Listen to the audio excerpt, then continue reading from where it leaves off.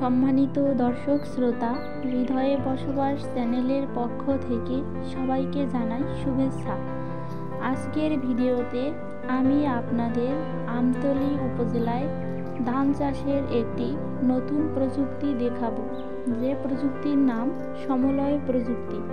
প্রাচীনকাল থেকে মানুষ কৃষি ক্ষেত্রে লাঙলের ব্যবহার করে আসছে, কিন্তু আস্তে আস্তে এই লাঙলের ব্যবহারের বিভিন্নভাবে পরিবর্তন এসেছে। আর এই পরিবর্তনেরই ধারাবাহিকতায় কয়েক বছর থেকে বাংলাদেশের বিভিন্ন জেলা উপজেলায় সমলয় প্রযুক্তিতে চাষাবাদ শুরু হয়। সমলয় প্রযুক্তিতে ধান চাষে কী কী সুযোগ সুবিধা এবং কিভাবে সমলয় প্রযুক্তিতে চাষাবাদ করতে হয়, আজকের ভিডিওতে সেই সকল বিষয়গুলো আপনাদের দেখাবো। চলুন কৃষি কর্মকর্তার কাছ থেকে আমরা এই সমলয় প্রযুক্তি সম্পর্কে শুনি।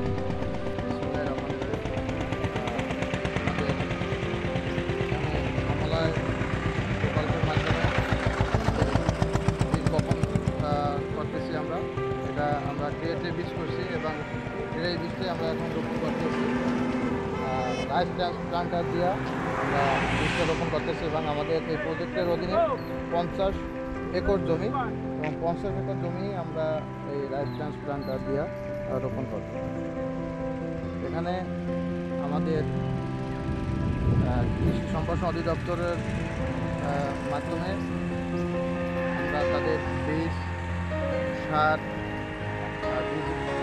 রোপণ এবং ফসলপত্র এই খরচগুলো আমরা করব এবং চাষি শুধু খরচ করবে আপনার বীজ, জমি চাষ এবং সেচ আর কীটনাশক, এই তিনটা শুধু চাষি, বাকি সব। বিশ্বের প্রতি বছর যেমন জনসংখ্যা বাড়ছে, তেমনি বাড়ছে খাদ্য চাহিদাও। এই চাহিদার যোগান দিতে সেই পরিমাণ কৃষি জমি বাড়ছে না। আপনারা জানেন, ধান উৎপাদনে বাংলাদেশ বিশ্বের 3য় স্থান দখল করে আছে।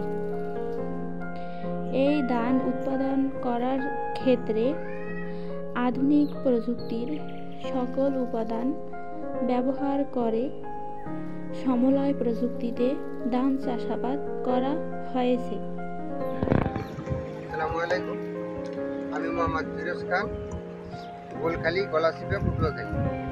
আমি প্রথমে আমার গলাচিপা উপজেলা কৃষি অফিস থেকে আমি ট্রেনিং পাই। আরও 2 বছর আগে ওখান থেকে আমি শিখতে পারি যে রাইস ট্রান্সপ্লান্ট দিয়ে চারা রোপণ করা যায় এবং সিডলিং দিয়ে ট্রেতে বীজ ফেলানো যায়। ওখান থেকে ট্রেতে প্রশিক্ষণ পাওয়ার পরে আমি সমলয়ে কাজ করি। এরপর আমি নিজেও করি এবং নিজে একটা রাইস ট্রান্সপ্লান্টার কিনছি। এতে দেখি অনেক খরচ কম। এই রাইস ট্রান্সপ্লান্টারটি লাগানো 1 ঘন্টায় আমি প্রায় 1.5 বিঘার মতো জমি লাগাতে পারি। এতে আমার খরচ হয় মাত্র 300 টাকা। 1 লিটার পেট্রোল যায়, 2 জন শ্রমিক লাগে, 2 জন শ্রমিক 1 লিটার পেট্রোল 120 টাকা বা 30 টাকা যায়।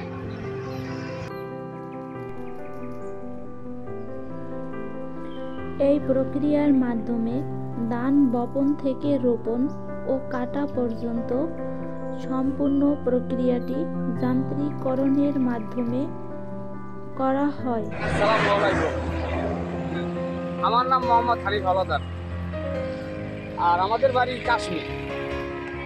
আমাদেরকে সরকার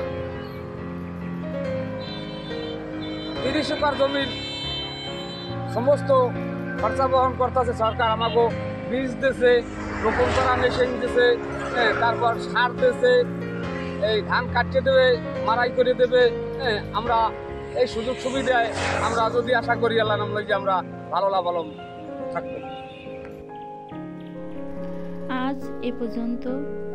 এতক্ষণ সাথে থাকার জন্য সবাইকে ধন্যবাদ।